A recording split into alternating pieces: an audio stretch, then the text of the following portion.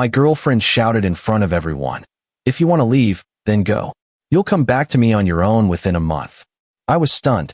I'm 26, a software developer, and until 3 weeks ago, I thought I had my life figured out. I'd been dating Lena for 2 years, living in Portland, working remotely for a decent company. Everything seemed stable, comfortable, safe. Then I got the offer. It came in March, completely out of nowhere. A startup in Austin wanted me as their lead developer. The salary was almost double what I was making. Equity options. The kind of opportunity that changes trajectories. I was excited when I first saw the email, already mentally drafting my acceptance. Then I told Lena. Austin. She'd looked up from her phone, her face twisting. That's like, what, 2,000 miles away? Roughly 1,800, but yeah. And you're seriously considering it? I tried explaining the opportunity, the growth potential, how it could set us up for the future. She listened with her arms crossed, jaw tight, and when I finished, she said, "So you're just going to abandon me for money?" That stung. I told her it wasn't about abandoning anyone. We could do long distance. I'd fly back every month. Video calls every night. She shook her head like I was naive. Long distance never works. You know that. Plenty of couples make it work. Name one. One couple we know who did long distance and stayed together. I couldn't immediately, which she took as victory. She launched into all the reasons why it was a bad idea. The loneliness. The inevitable growing apart. The temptation. How I'd resent her for not moving with me, or she'd resent me for leaving. By the time she finished, my excitement had curdled into guilt. Over the next few weeks, every time I brought it up, she found new reasons why it was a terrible idea. Austin was too hot. The startup would probably fail. I'd be miserable. What about our life here? What about her job, her friends, her family? What about the apartment we'd just renewed the lease on? You're always chasing the next thing, she said one night while we were cooking dinner. When is enough actually enough for you? I'd stopped stirring the pasta sauce. That's not fair. This isn't about chasing anything. It's about growth. Growth. She said it like it was a dirty word. You're growing just fine here. You got a raise last year. You like your team. Why isn't that enough? Because I want more than fine. She'd gone quiet then, and I realized how that sounded. I tried to clarify, but she waved me off, said she had a headache, and went to bed early. The Austin team kept emailing, extending their deadline, clearly wanting me badly. I kept stalling. Every conversation with Lena ended the same way, with me feeling selfish and her feeling abandoned. I started having trouble sleeping. I'd lie awake wondering if I was making a huge mistake, throwing away something real for something uncertain. By late April, my brother called to check in. He's 5 years older, married, works in finance. You sound miserable, he said. I'm fine. You're not. What's going on? I told him about the offer, about Lena's reaction, about feeling stuck. He listened without interrupting, which I appreciated. Do you want to go? He finally asked. I think so. Yeah. Then go. It's not that simple. It is, actually. You're making it complicated because you feel guilty. But here's the thing. If Lena really loved you, she'd want what's best for your career.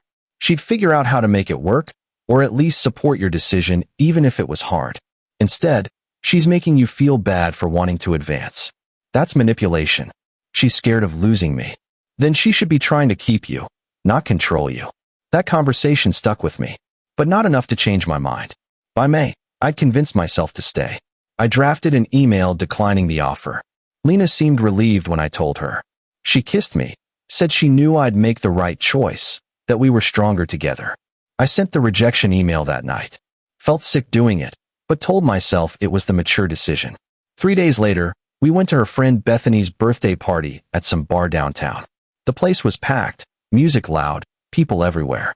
Lena had been drinking since we arrived, starting with a cocktail, then another, then shots with Bethany.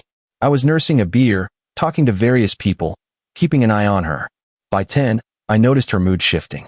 She got quieter, more withdrawn, responding to me in clipped sentences. When I asked if she was okay, she said she was fine, but her tone suggested otherwise. Around 11, I was talking to Bethany's boyfriend Kyle about hiking trails when Lena appeared next to me, her face flushed. Can we go? She asked. We just got here a couple hours ago. Are you feeling all right? I'm just tired. Can we please go? I glanced at Bethany, who was watching us with concern. Kyle excused himself awkwardly. Is everything okay? I'm fine, Lena snapped. I just want to leave. Okay, let me just say goodbye to. No, forget it. I want to stay now. I blinked. What? I said forget it. I'm fine. Go back to your conversation. The contradiction caught me off guard. Lena, seriously, what's going on? Nothing. I'm fine. Why do you keep asking if I'm fine? Because you're acting strange. She laughed, but it sounded bitter. I'm acting strange. That's rich. I had no idea what she meant. Over the next 30 minutes, she barely spoke to me. She stood with Bethany and a few other friends, drinking, laughing too loud at things that weren't that funny. When I tried joining their circle, the conversation would die down, and Lena would give me this look, like I was intruding. Then I overheard her talking to Bethany near the bar. He almost left me for some job, Lena was saying, loud enough that people nearby could hear. Can you believe that? Like I'm not worth staying for. My stomach dropped. I walked over. Lena, that's not fair. She turned to me, eyes slightly unfocused. What's not fair? It's true, isn't it? I turned down the job. I'm here. Yeah, after I had to convince you. Like it was even a question. People were starting to stare. A guy I didn't know was watching us with obvious interest. Bethany touched Lena's arm gently. Hey, maybe this isn't the place. No, he needs to hear this. Lena's voice was rising. You think you're so special because you got some fancy offer? You think you're too good for this, for us, for me. I felt my face heating up. This was humiliating. I never said that. I stayed because I love you. You stayed because you had no choice. Because you knew you'd screw everything up without me. The words hit like a slap. Around us, conversations had stopped. People were openly watching now, some with their phones out like they might record this. I tried to keep my voice steady. Can we talk about this at home? Why? So you can run away again? She laughed, but it sounded cruel. You're always halfway out the door. Always looking for something better. That's not true, isn't it? Be honest for once. You wish you'd taken that job. You resent me for making you stay. I don't resent you. I chose to stay. Because I had to beg you. Because I had to explain why our relationship mattered more than money. Do you know how pathetic that felt? Something inside me snapped. Maybe it was the public humiliation. Maybe it was realizing she saw my commitment as weakness rather than love. Maybe it was the months of guilt I'd been carrying finally reaching a breaking point. I took a breath. I think I should go. Her expression changed instantly. Not softer, harder, triumphant, almost. She stepped closer, and when she spoke, her voice carried across the entire section of the bar. If you want to leave, then go. You'll come back to me on your own within a month. The words hung in the air. Total silence now. Even the music seemed quieter. People were staring. Bethany's eyes were wide with shock. Carl had his hand over his mouth. I felt frozen, stunned by the certainty in her voice, the casual cruelty of saying it in front of everyone she knew. She smiled slightly, like she'd just won something. I didn't respond. I just turned and walked toward the exit. My legs felt mechanical. Behind me, I heard Bethany say something sharp to Lena, but I didn't catch it. Someone else said, "Dude, that was harsh." The night air hit my face as I pushed through the door, and I kept walking, pulling out my phone to call a ride. My hands were shaking so badly it took 3 tries to open the app. When I got home, I sat in the dark living room for a long time. My hands were still shaking. I kept replaying her words. You'll come back to me on your own within a month. Like I was predictable. Like I was hers to command. Like she'd tested me and knew exactly how far I'd been before I broke. Except she'd miscalculated. I opened my laptop and found the email thread with the Austin startup. Their last message was from 3 weeks ago. Offer stands if you change your mind. We'd love to have you. I hit reply and typed. Is the position still available? I apologize for the confusion on my end.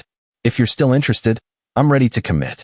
I sent it at 1 in the morning, not expecting a response until Monday at the earliest. The reply came at 9 the next morning. Absolutely. We're thrilled. Can you start in 2 weeks? I wrote back, yes. Just like that, my life changed direction. I didn't call Lena. I didn't text. I spent Saturday looking at apartments in Austin, packing my essentials, making arrangements. By Sunday evening, I'd given notice at my current job, contacted my landlord about breaking the lease, and booked a one-way flight for Friday. On Monday, my phone started ringing. Lena. I let it go to voicemail. She called again 20 minutes later. Then again. Then texts started coming through. We need to talk. Please answer. I'm sorry about Saturday. I was drunk. You're being childish. I didn't respond to any of them. By Tuesday, the messages were getting more frantic. I know you're seeing these. At least have the guts to talk to me. Fine. Be that way. Wednesday morning, she showed up at my apartment. I was in the middle of packing boxes, wrapping dishes in newspaper, when I heard the aggressive knocking. I know you're in there, she called through the door. Your car's outside. Open up. I opened it. She looked exhausted, eyes red-rimmed, hair pulled back messily. For a split second, I almost felt sorry for her. You've been ignoring me, she said. I've been busy. Busy with what? Then she saw the boxes behind me, the half-empty bookshelf, the rolled-up rug. Her face went pale. What is this? I'm moving. Moving where? Austin. She stepped back like I'd physically pushed her. You're joking. I accepted the job. I leave Friday. But you turned it down. You chose to stay. We decided together. You decided. I caved. Her expression cycled through shock, anger, disbelief. Because of one fight? Are you serious? I apologized. You apologized for being drunk. Not for what you said. Not for how you said it. I didn't mean it. Yes, you did. You meant every word. You wanted everyone to see that you had me under control. That I'd never actually leave. Her hands were shaking now. That's not. I was just upset. You kept bringing up that stupid job for months. Like this wasn't enough for you. Like I wasn't enough. So you made me feel guilty for wanting to advance my career. You made me feel selfish for having ambition. I made you see reason. That job could have destroyed us. No, I said quietly. You destroyed us. Saturday night, in front of all your friends. You made sure I understood exactly how you see me. Tears started streaming down her face. Please don't do this. I love you. I'm sorry. I'll never say anything like that again. I swear. You're sorry you lost control of the situation. You're not sorry you feel that way. That's not true. Her voice cracked. I was scared. I'm still scared. Of losing you. Of being alone. Of you realizing you're better off without me. Then you should have tried to make me want to stay. Not trap me into staying. She grabbed my arm, fingers digging in desperately. Wait. Just wait. Can we talk about this? Really talk? Not like this. Not while you're packing. Let's go somewhere, get coffee, figure this out like adults. I gently pulled away. There's nothing to figure out. So that's it. 2 years, and you're just done. You told me to leave. I'm leaving. Her voice rose, tinged with hysteria. I didn't think you actually would. I thought you'd cool off and we'd work through it. And there it was. The truth beneath everything. She'd gambled that I'd never have the spine to walk away, that I'd take whatever she dished out because I was too comfortable, too committed, too scared to start over. She'd been wrong. Goodbye, Lena. I started to close the door. She stuck her foot in the gap, and for a moment we just stood there, her crying, me waiting. Please, she whispered. Don't throw away everything we built. You threw it away. Saturday night. In front of everyone. I moved her foot gently and closed the door. She stood outside for another 5 minutes, crying, begging me to open it, saying she'd wait for me, that we could do long distance, that she'd even move to Austin if that's what it took. Eventually, she left. The next 2 days were a blur.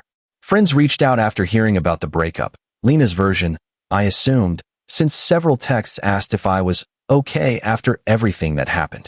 A few specifically mentioned that I'd left her at the party. I didn't explain. I just said I was moving for work and needed space to figure things out. My mom called Thursday evening. Apparently Lena had contacted her, asking her to talk sense into me, claiming I was having some kind of breakdown. She says you're throwing your life away, my mom said carefully. I explained what actually happened. The months of guilt. The job I turned down. The public humiliation. What Lena said in front of everyone. My mom was quiet for a moment. Then, she showed you who she is. Believe her. I am. Good. I raised you better than to let someone treat you like that. I flew to Austin on Friday. The first week was disorienting. New apartment, new office, new city. Everything felt temporary and strange. I ate takeout on my empty floor because my furniture wouldn't arrive for another week. I worked long days, meeting my new team, diving into code bases, trying to prove I was worth the gamble they'd taken on me. But also lighter. I wasn't walking on eggshells. I wasn't second-guessing my decisions. I wasn't waiting for the next criticism or guilt trip. I was just working, exploring, existing without constant commentary on my choices. Lena kept trying to reach me. Texts became longer, more desperate. She sent photos of us from trips we'd taken, camping in Oregon, wine tasting in Napa, that weekend in Seattle when it rained the entire time, but we'd had fun anyway. She sent voice messages crying, saying she'd made a terrible mistake, that she'd go to therapy, that she'd be better. I didn't block her, but I didn't respond either. I needed her to understand that this wasn't a negotiation. It was over. 2 weeks after I left Portland, Bethany texted me. Hey, I know you probably don't want to hear from anyone right now, but I wanted to apologize for what happened at my party. Lena was completely out of line. Also, she's been telling people you abandoned her without warning and that you were planning to leave all along, which is complete BS. Just wanted you to know some of us see through it. Hope Austin is treating you well. I appreciated that more than she knew. I thanked her and told her I was doing well, that the job was great, that I had no regrets. 3 weeks in, Lena's messages changed tone. You're really not coming back, are you? I can't believe you'd throw away everything we had over one stupid night. You're making a huge mistake. Fine. Have a nice life. Then, on day 24, 6 days before her predicted timeline, my phone rang at 11 at night. Lena again. Against my better judgment, I answered. What do you want? Her voice was small, broken. I miss you. Lena. No, just listen. Please. She took a shaky breath. I've been thinking a lot. About what I said. About how I treated you. And I need you to know something. I waited. I was scared, she said. Terrified, actually. Scared that if you left, you'd realize you didn't need me. That you'd find something better. Someone better. So I tried to make you stay by making you think you couldn't survive without me. And I know that's toxic. I know I was manipulative. I know I was wrong. It was the most self-aware thing she'd ever said to me. For a moment, I almost felt bad for her. But here's the thing, she continued, her voice hardening slightly. You proved me right. You did leave. You did choose something else over me. So maybe I was scared for a reason. And just like that, the sympathy evaporated. I chose myself, I said. That's not the same thing. It feels the same from here. Then you're not paying attention. I gave up that job for you. I was willing to stay, to build a life together. But you couldn't just be grateful or supportive. You had to make me feel small for even considering it. You had to humiliate me in public to prove you were in control. That's why I left. Not because I chose something over you, but because you made it impossible to choose you without losing myself. Silence on the other end. I'm sorry, she whispered. I know, but sorry doesn't fix it. So what now? Now you move on. And I do the same. Just like that. Just like that. She made a sound that might have been a laugh or a sob. You really won't come back. No. Not even. Her voice cracked. Not even to talk? To see if we could fix this? There's nothing left to fix. You broke something that can't be repaired. She was quiet for a long moment. Then, I hope you're happy there. I really do. I didn't know if she meant it, but it didn't matter. Take care of yourself, Lena. I hung up. She didn't call again. It's been 3 months now. The job is incredible, challenging, rewarding, exactly what I needed. I've made friends here, people who don't know anything about my past relationship, who just know me as the guy who loves spicy food and rock climbing, and has a concerning obsession with finding the best breakfast tacos in Austin. I heard through mutual friends that Lena's dating someone new. Some guy from her gym. Good for her, honestly. I hope she treats him better than she treated me. I hope she learns something from how we ended. Sometimes I wonder what would have happened if I'd stayed. If I'd swallowed my pride, accepted her apology, tried to make it work. Would she have changed? Would I have been happy? Would we have made it another year, 2 years, 5, before the resentment finally consumed everything? But then I remember standing in that bar, surrounded by strangers watching our relationship implode, and I remember her face when she told me I'd come crawling back. The absolute certainty in her voice. The casual cruelty. The assumption that I was hers to control. She gave me 1 month. I gave her 4 days. Best decision I ever made.